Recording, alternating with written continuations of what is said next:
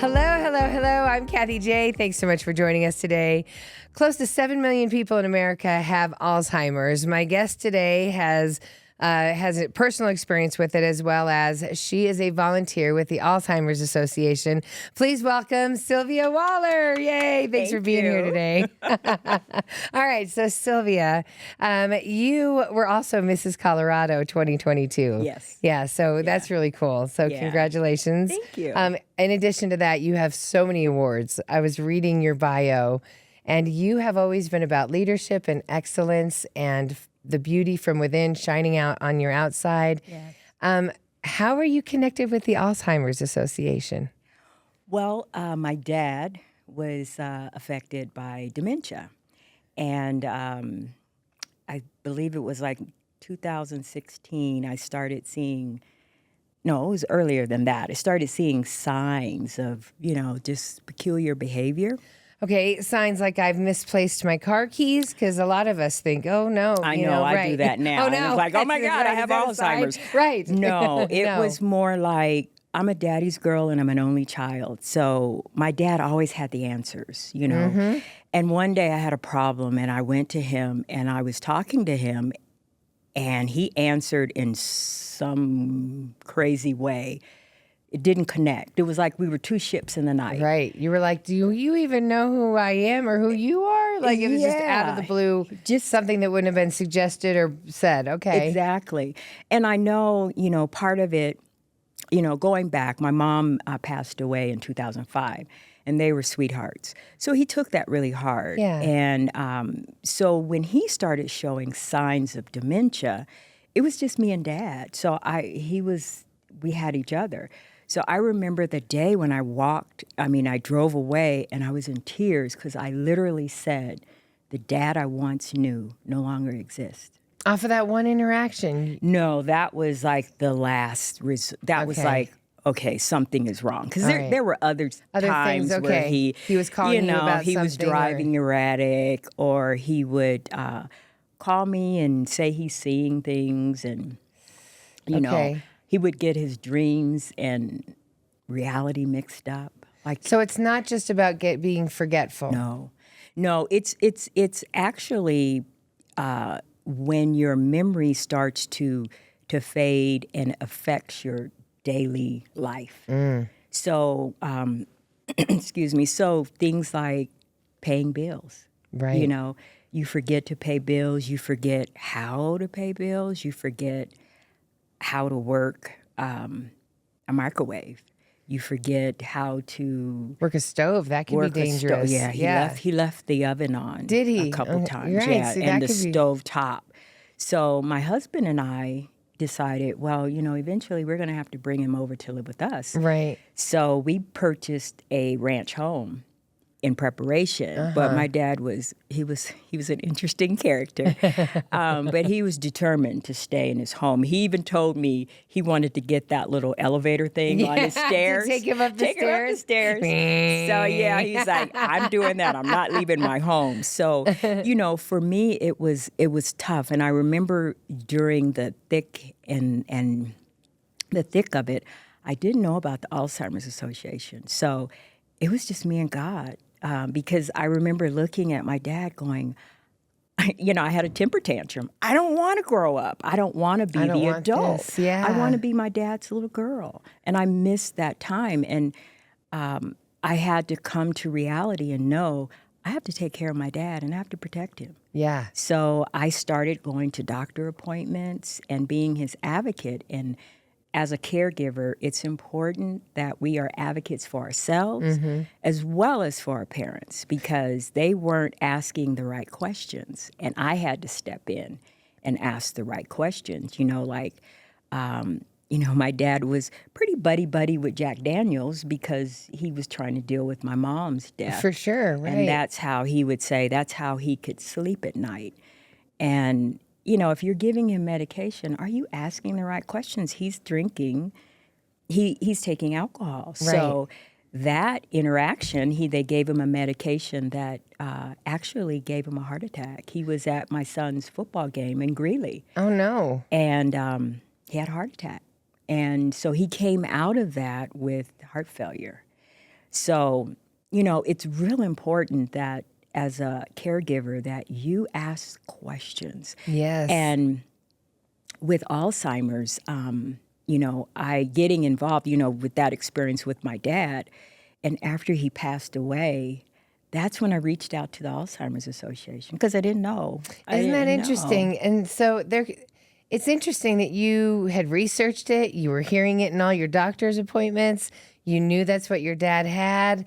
You were probably Googling on how to help make him feel most comfortable, but you never once thought the Alzheimer's Association is probably also my best source. I didn't know how they could help me. I don't know if I would either. Like so I totally understand what you're saying. You think they're just an organization. Oh, they're helping for research. They're not going to help me individually in my certain situation. Right. But they do. They have a 1-800 number, 272-3900, that if you have any questions, if you are just stressing and just need to talk to someone, there are professionals on the line that can help you. So when I called, it's so funny, when I called, I was stressed and just didn't know what had happened. I'll back up with that story in a minute, but I remember being in touch with the marketing person, which was Jim Hurley. And so I told him my story, and I was just kind of in a daze. And this is after your father passed? This was after he passed. Yeah. And so he introduced me to Rosalind Reese, who is like the community liaison. And they put me to work. And I was like, I can't do that. I remember he had me speaking at the Capitol, and I said, oh, I can't do that. And he's like, just tell your story. And I was like, but, and they were so sweet, and they helped me through that. So that process of the pageantry kind of prepared me for what I'm doing now. Because after my dad had passed, I was sitting there going, there's more to my life than what I'm doing. Mm-hmm. And, I got a message on Facebook, hey, have you ever thought about running for Mrs. Colorado? And I thought, well, no, I haven't, And so I entered, and the rest is history, just going through that whole process, trying to figure out, who am I? Mm-hmm. What is my purpose? Embracing my own uniqueness, because I was 60 when I entered my first pageant. That's awesome. So in 62 when I won Mrs. Colorado. That's awesome. So I, for me, it was the Alzheimer's Association, the Mrs. Colorado pageant, is like they coincide, because my mantra was to age gracefully. And there is beauty in aging. Yes. And Alzheimer's is part of aging. So, having a healthy lifestyle, diet, and exercise, studies have shown you can push that out. Yes. Because we all know if you are a strong person, if your body's strong, you can fight off any disease. Yes, yes. So that's my thing. And while I was taking care of my dad, my doctor gave me a grim report. So I had gotten sick. I'd gotten shingles. My blood pressure was up. While you were being a caregiver to your dad. Yeah, I'm a borderline diabetic. Yes. But I had jumped the fence.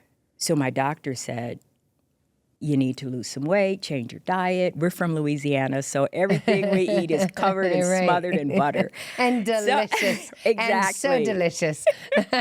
So I just learned how, a friend of mine put me in a bodybuilding contest. I contacted her, Renee Paul. She is a bodybuilder, and she said, I'll help you lose weight. I'm going to put you in a bodybuilding contest. And I'm like, okay.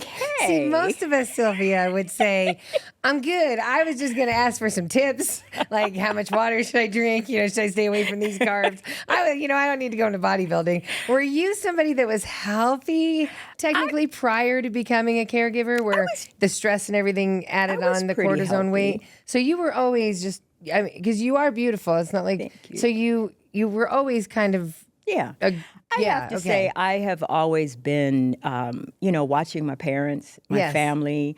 I have always been that person that's been in touch with my body and So it how was in I your feel. wheelhouse already to feel your body knew it wasn't good. It wasn't good, and what I was eating was not so good. You're like, now I'm in a bodybuilding guy. Yay! Now that was the first and the last. I'll never do it again. But I did learn how to eat for purpose. So I took that away. Yeah. You know.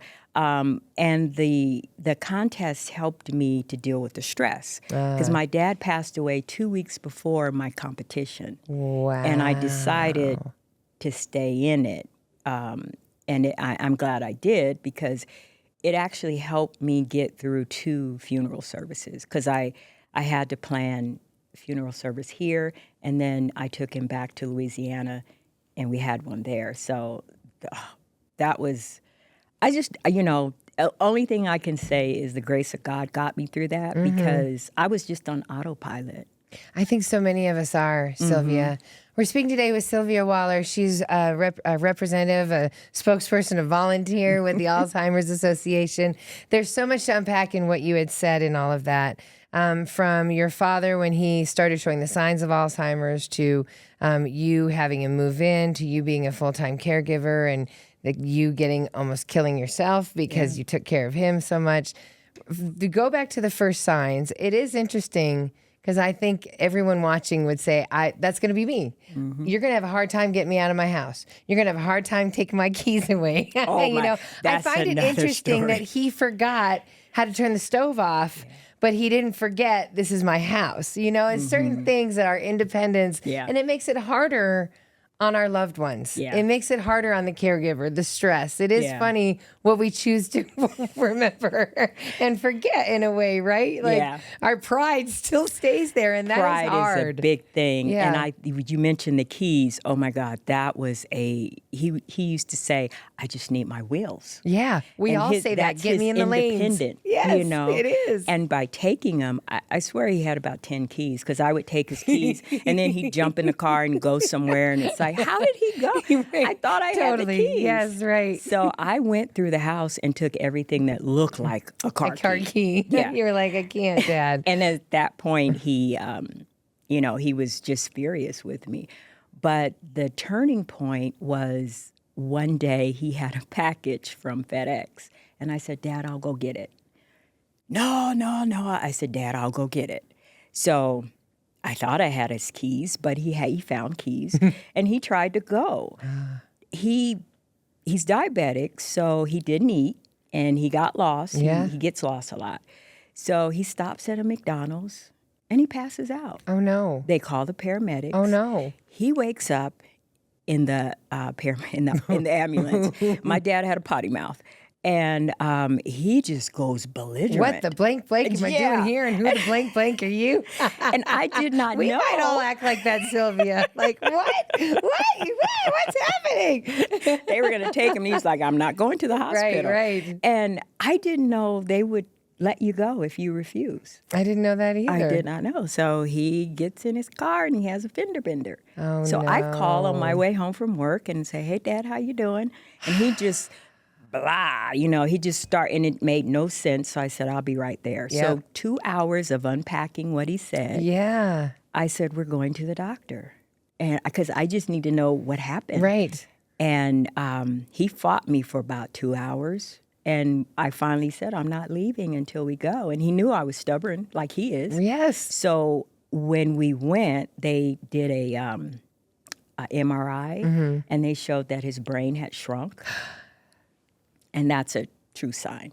So basically, he said, well, I'm going to take that off of you because I told him my frustration and my struggle with Dad. So he said, well, that happens with most caregivers, with their fathers mainly. Really? Yeah, because men like their independence. And if you take their keys, you've taken away their independence. You really have, right. Right. So he says, I'm going to give him a test. And this is hilarious. So my kids were with me, and so Dad takes this test. It's a cognitive test, and it tests your reflexes and all that, behind the wheel. So 100 is failing. Okay. It's flip-flop. Okay. So we don't want 100. So what was his score? 92. Oh no. So he tells the kids, he tells the boys, I cheated. I aced it. I aced it. Got 92. And I'm standing in back going, no. So that test was run in March. Yeah. And the DMV sent him a letter and said, hey, we're surrendering. You got to surrender your license. Come in and get an ID.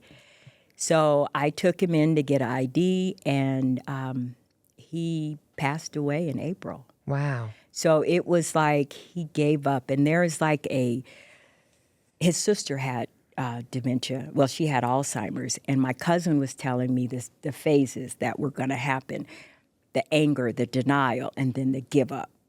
And really? He gave up. And you saw it happen. I saw it happen. Now, you as the caregiver, you're exhausted by the point where they're giving up. So that's got to be difficult as well. It's difficult, especially when, Dad was a manly man. He was old school, so I never seen him cry.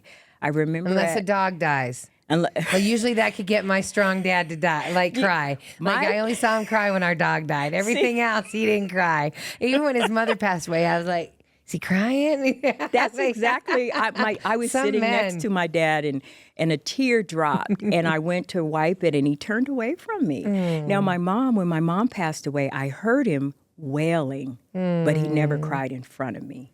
So the day before he died was Easter, and I went to pick him up to take him to dinner, and he was crying. I mean, crying. And it just broke my heart. It's hard to see your parents like that. It is. Especially one that was so strong your whole life. Yeah. That held the world on his shoulders for you. Yeah. And I remember that day I said, Dad, the birds are chirping outside. You tried to remind him there's still beauty. There's beauty. And he just didn't want to be here. So I managed to get him out to his favorite place, the Golden Corral, which was like, oh my God. Does that ice cream keep coming? Does it keep coming? Yeah, I mean, that was his place. Yeah. So that's where we went, and he was not himself. He just was something different about him. Even my son, who drove down to have dinner with us, he said, Papa doesn't look good. And he said, I don't think he'll make it through the year. Wow. And I said, I agree with you. He's given up. But we had no idea he would die the next day. Was he living with you at the time? No. He'd moved on to another... He was still in his home. He fought you the whole time. He fought me. That's why you gave the look when you said we bought a ranch. We had plans. We had the plans. Sylvia. Oh, my goodness. But he was like, I'm not moving. I'm not moving out of my house. So then, like you said, you're in traffic. You're worrying at night because he's alone in the house. There is so much stress that goes on in your body, and I don't think caregivers understand how hard it is. And my grandmother had to take care of my grandfather who passed away of Alzheimer's. And I remember one time I felt so bad because she was a nurse. So she's going to take care of her husband. She loves him to death.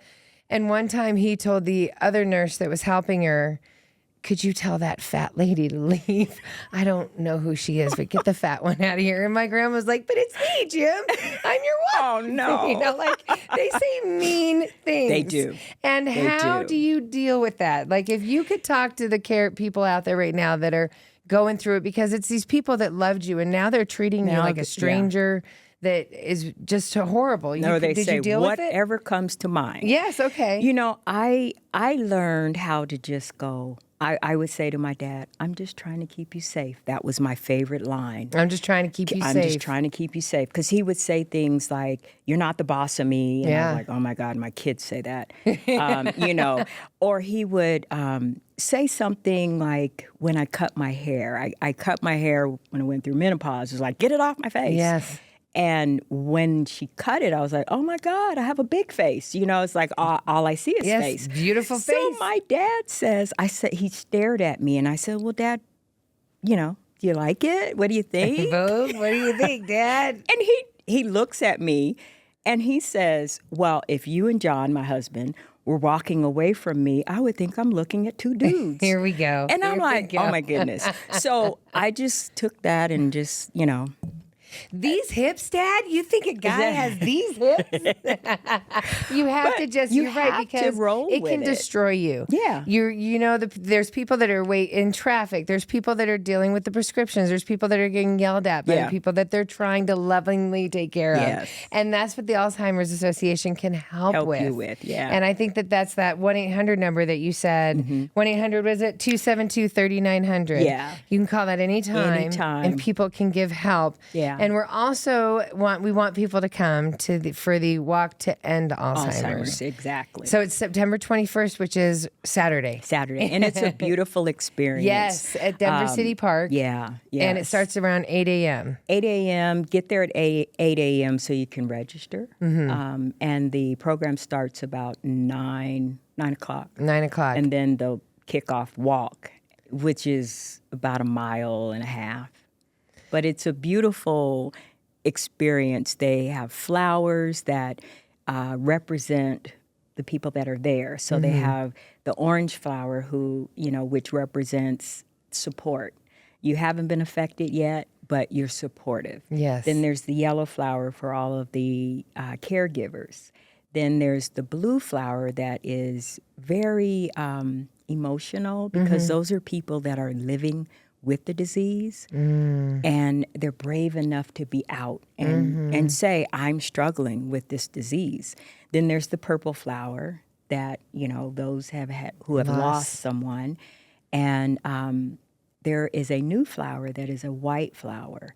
And they presented that last year, which was very emotional. So one of the patients who has Alzheimer's, his grandson came out with the white flower. And it just brought tears to my eyes, because the white flower represents a world without Alzheimer's. So represents a cure. So, I just pray that in my lifetime, we will see that, I pray in my lifetime as well. I think everyone has a fear that could be in their future. Exactly. You said, now, do you worry that this is a genetic issue for you? Well, I do worry, because statistics show that, African Americans are twice as likely to have it and not be diagnosed. Wow. And I remember as a child, we had, Big Annie is senile, or Granny is senile. Yeah. So I remember those, and now I'm reflecting back. That was Alzheimer's. So it's in my family. Yes. And so that's one strike. Women make up 2/3 of the population of Alzheimer's. Really? Yes.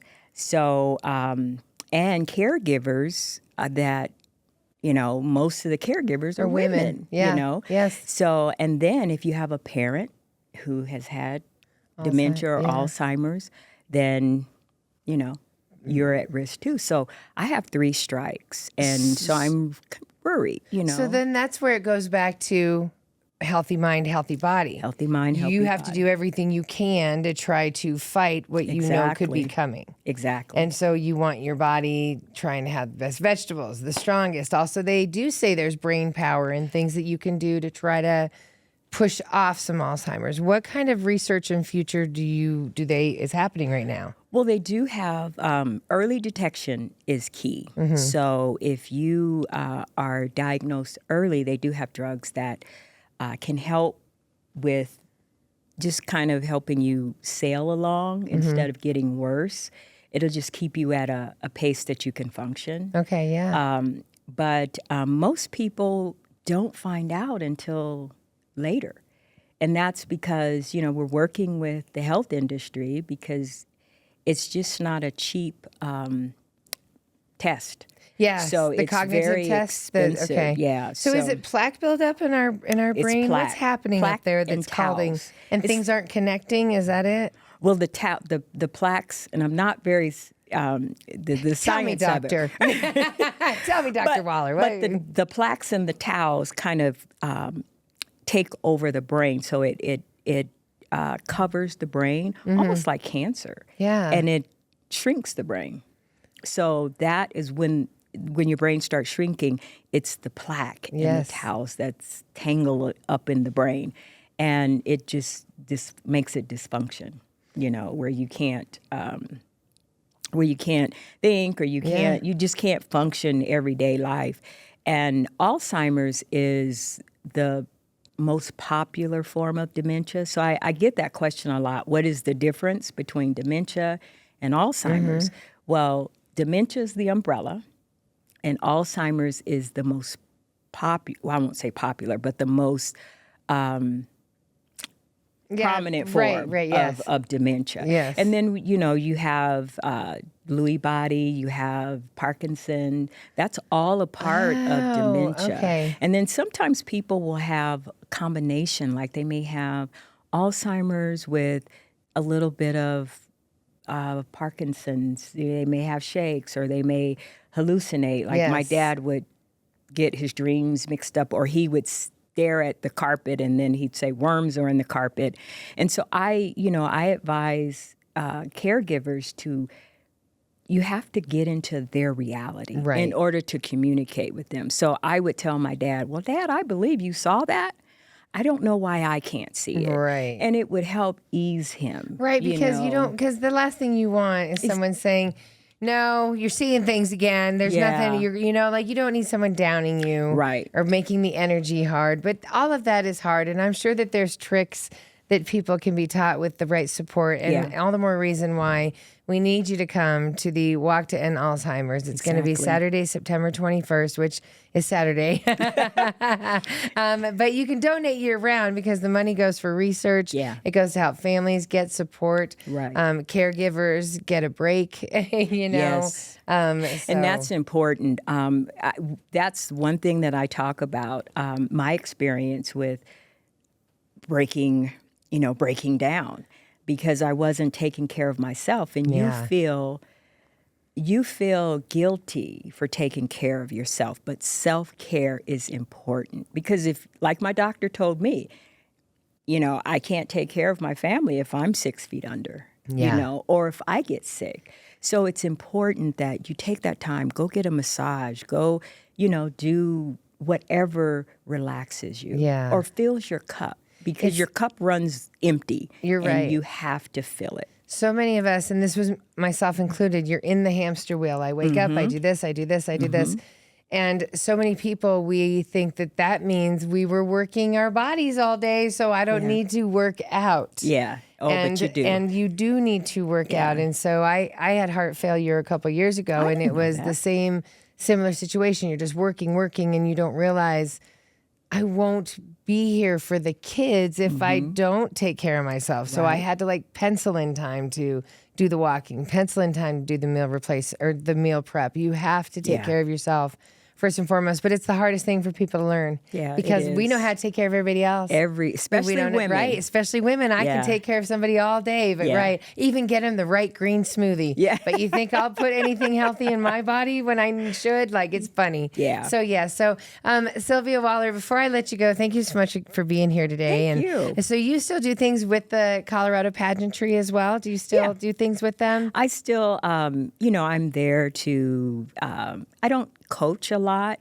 but I do give, what would you say? I would give advice. Mentoring. Right. I'm trying to decide if I'm going to coach, or not. But I do love giving advice. I do love helping. You're great at it. Every time you talk, you slow my pace down. Oh. I love the way you command when you speak. I love it. So, yes. Awesome. Sorry. Thank you. Thank you. I love it. Is the interview still on? Yeah, sorry. Is there anything that you would like to leave us with? The importance of why they need to support Alzheimer's, the importance of taking care of themselves. What would you like to tell everybody? I would say, Alzheimer's is something that is starting to be prevalent. I know when my dad first started showing signs, it wasn't very, people didn't know about it. But the baby boomers are getting older. I'm part of that baby boom. And the medical system is going to be bombarded with, older people who are affected with Alzheimer's. So it's real important that everyone, gets involved. They contribute because we do need the support. We do need the funds, the money for research, so we can find a cure. But more importantly, we need your support to come out and walk and just give your support whether you're affected or not. But I can tell you this, if you're not affected right now, live a little longer and you will be. It's going to be a matter of time Yeah. because as you age, Yeah. because I saw there were some cases as early as 30, but those were specific health issues. Well, that's small. early onsets, and we don't know exactly why. They were, that's They do yes. have a test where you can test to see if you have I think it's the gene. I don't want to know. If I'm that young, right. I don't want to know that because then I'm stressed for the rest of my life. I'm gonna be like, give me brain power IVs. What do I need? Exactly. Right. You just but as at 55 and older, your percentages go higher and higher for people getting Alzheimer's. Yeah, it starts 65, and then the percentages go up after that. You know, so and I'm 64, so I need to. I'm very much vested. So I'm trying to eat healthy, exercise. Do you do puzzles, like stuff that keeps your brain working, I like do they puzzles. Sudoku drives me crazy, but I try it, Right, all of And it. you know what another thing is dance. Dancing. Why is that? Because it uses, and now this is personal experience. Okay. So I took a hip hop class. Hilarious. I grew up in the 70s, so, Okay, right. I could groove, Right. Yes, right. But the new hip hop stuff, a lot of this stuff, Right. my body was like, no, we're not doing that. So Your soul trained body was not. It was not. So, and I understand because your brain is saying, we got this, but your body and your brain are not communicating. So you're trying to do what you see, and your body's like, no, we're not doing that. Right. So, it's funny. But music, dance, all of those things help with Alzheimer's. So. Sylvia Waller, thank you so much for joining us today. you. Thank you. The website, so they can register, I have it right here. It is Walk to End Alzheimer's. Please go to act.alz.org. Yes. Okay. And they'll ask what team. So if you would like to join my team, it's Papa James Fountain. Papa James team. Papa James. I love that. The Papa James team. Well, thank you. Yeah. Walking for Papa James on September That's right. 21st. All That's right. And right. always. Hey, everybody, have a great day. Remember, having a good day is within your control. You got to do the right things to make it happen. Have a good Right. one. We'll see you at the walk. Bye. Kathie J.